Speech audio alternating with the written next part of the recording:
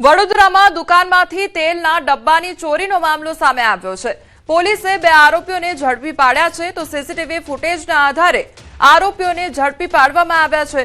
સયાજીગંજના દર્શનમ trade centre 3માં ચોરી થઈ હતી। પોલીસે ચોરીના તેલના ડબ્બા અને ગુનામાં વપરાયેલી બાઇક કબજે કરી છે।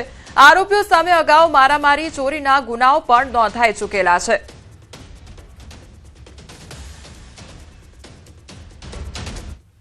સાળંગપુરમાં હનુમાનજીને લઈને ચાલી રહેલા કોપીરાઇટ અને ટ્રેડમાર્ક વિવાદ વચ્ચે મોરારી બાપુનું નિવેદન સામે આવ્યું છે। તેઓએ એક કથામાં કહ્યું હતું કે આજે સનાતન ધર્મને તોડવા માટે અનેક પ્રયત્નો કરવામાં આવી રહ્યા છે। રામ નામથી સાક્ષાત રામને વશ કરનાર હનુમાનજીને આજે આપણે વશમાં કરવા નીકળ્યા છે તે પ્રકારનું નિવેદન મોરારી બાપુ દ્વારા આપવામાં આવ્યું છે।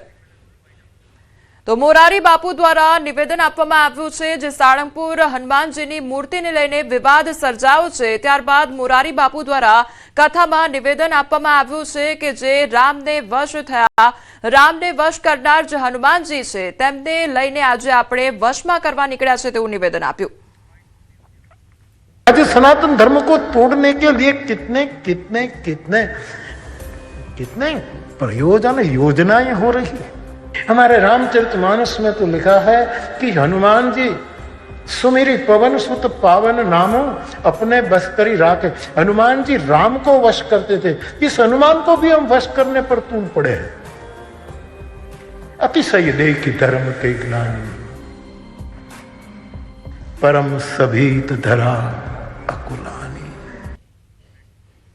અમદાવાદ મ્યુનિસિપલ કોર્પોરેશન દ્વારા ચોમાસામાં વરસાદની સચોટ માહિતી મેળવવા માટે એક અદ્યતન વેધર ફોરકાસ્ટિંગ સિસ્ટમ શરૂ કરવામાં આવી છે। આ હાઈટેક સિસ્ટમની મદદથી હવે શહેરમાં છેક વોર્ડ લેવલ સુધી કયા વિસ્તારમાં કેટલો વરસાદ પડશે તેની ચોક્કસ આગાહી કલર કોડિંગ સાથે જાણી શકાશે।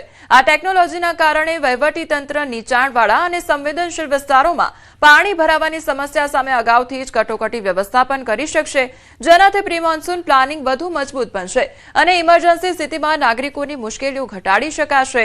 તો સીડેકના અદ્યતન મોડલથી શહેરના દરેક વોર્ડ માટે વરસાદનું ફોરકાસ્ટ ઉપલબ્ધ થશે। ખાસ કરીને વોર્ડ લેવલ રેનફોલ ફોરકાસ્ટ દ્વારા શહેરના દરેક વિસ્તાર માટે અલગ અલગ રંગોના આધારે વરસાદની તીવ્રતા દર્શાવવામાં આવે છે, જેના કારણે કયા વિસ્તારમાં ભારે વરસાદની શક્યતા છે તે તરત જાણી શકાય છે। સેટેલાઇટના માધ્યમથી એમણે એવા સોફ્ટવેર તૈયાર કર્યું છે કે જે તમારા વિસ્તારની એટલે કે કોઈ પણ વોર્ડની એનું હવામાન, એનું ટેમ્પરેચર, એની હ્યુમિડિટી એ બધાના આધારે એ પ્રિડિક્શન કરે છે કે વરસાદ કયા વિસ્તારમાં પડશે, કેટલા વાગે પડશે અને કેટલો પડશે। ગયા વખતે મેં કીધું એમ કે આપણને ખૂબ સારા અનુભવ રહ્યા હતા અને ખૂબ નજીવી કિંમતમાં કામ કરે છે। 8 વર્ષ જૂના ચકચારી શુભમ હાસદા હત્યા કેસમાં ક્રાઇમ બ્રાન્ચે તપાસ તેજ કરી છે।